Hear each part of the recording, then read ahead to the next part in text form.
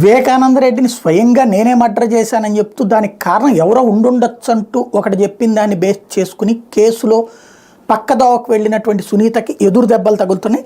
తాజాగా పులివెందుల పోలీసులు తమ మీదకే నమోదు చేసిన కేసును కొట్టేయాలని కోరుతూ దివంగత మాజీ మంత్రి వైఎస్ వివేక కుమార్తె డాక్టర్ సునీత అల్లుడు నర్రెడ్డి రాజశేఖర రెడ్డి, సిబిఎస్పీ రామ్ సింగ్ హైకోర్టులో దాఖలు చేసిన వ్యాజ్యాలు శుక్రవారానికి వాయిదా పడ్డాయి. కేసు నమోదు చేసి విచారణ చేయాలంటూ పులివెందుల కోర్టు గత ఏడాది డిసెంబర్ 8 ఇచ్చిన ఉత్తర్వులతో పాటు పోలీసులు నమోదు చేసిన ఎఫ్ఐఆర్ దాఖలు చేసిన ఛార్జ్షీట్ను రద్దు చేయాలనే విధంగా పిటిషన్ల అభ్యర్థనను సవరణ చేయాలని పిటిషనర్లకు న్యాయస్థానం సూచించింది. సవరణ చేసేందుకు న్యాయవాదులు అంగీకరించడంతో విచారణ వాయిదా పడింది. ఈ మేరకు హైకోర్టు న్యాయమూర్తి జస్టిస్ బిఎస్ భానుమతి బుధవారం ఉత్తర్వులు ఇచ్చారు. వివేక హత్య కేసులో తప్పుడు సాక్ష్యం చెప్పాలంటూ వివేక కుమార్తె సునీత, ఆమె భర్త రాజశేఖర రెడ్డి, ఎస్పీ రామ్ సింగ్ ఒత్తిడి చేశారని మృతుని పిఏ Krishna Reddy Pulivendula judicial first class magistrate కోర్టులో గతంలో ప్రైవేట్ ఫిర్యాదు చేశారు.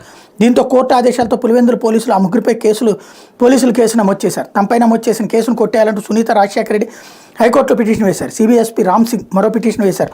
బుధవారం వ్యాజ్యాలు విచారణకు వచ్చాయి. పోలీసుల తరపున న్యాయవాది వాదనలు వినిపిస్తూ దిగువ కోర్టులో అభియోగపత్రం దాఖలు చేసే నేపథ్యంలో ప్రస్తుత వ్యాజ్యాలకు విచారణ అర్హత ఉండదన్నారు. సునీత, ఆమె భర్త తరపు న్యాయవాది గోడపాటి వెంకటేశ్వర వాదనలు వినిపిస్తూ ఎఫ్ఐఆర్తో పాటు కేసు నమోదు చేయాలంటూ మ్యాజిస్ట్రేట్ కోర్టు ఇచ్చిన ఉత్తర్వును రద్దు చేయాలంటూ పిటిషన్లు అభ్యర్థించామన్నారు. సిబిఎస్పీ రామ్ సింగ్ తన తరపున యూపిడి యజ్ఞదత్ వాదనలు వినిపిస్తూ పిటిషనర్పై కేసు నమోదుకు ప్రభుత్వం నుంచి అనుమతి తీసుకోలేదన్నారు. ఫిర్యాదుదారుడు ప్రమాణపూర్వక వాంగ్మూలం నమోదు చేయకుండానే మ్యాజిస్ట్రేట్ కోర్టు యాంత్రికంగా కేసు నమోదుకు ఆదేశించిందన్నారు. అభియోగ పత్రాన్ని దిగువ కోర్టు ప్రస్తుతానికి విచారణ నిమిత్తం పరిగణలోకి కాగ్నిజెన్స్ తీసుకోలేదన్నారు. వాదనలు విన్న న్యాయమూర్తి పిటిషన్లో అభ్యర్థనను సవరించుకోవాలని సూచిస్తూ విచారణ వాయిదా వేశారు.